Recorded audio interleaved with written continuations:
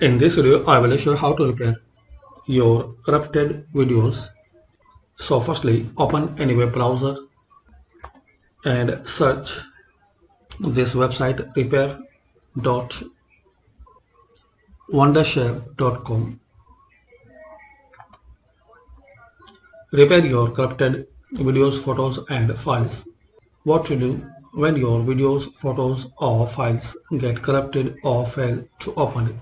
Don't worry, here is a one-stop solution to repair corrupted videos, photos and files regardless of their level of damage.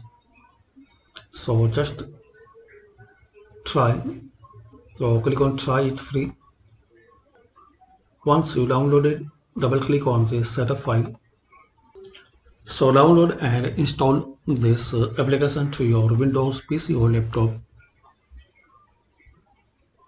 and just follow some easy steps. Add files, add corrupted videos, images or files with browse option or drag or drop facility. Then click the repair button to repair the broken videos and preview and save. So this is the basic and easy way to repair corrupted videos in your Windows 11 or Windows 10 PC or laptop. Thanks for watching.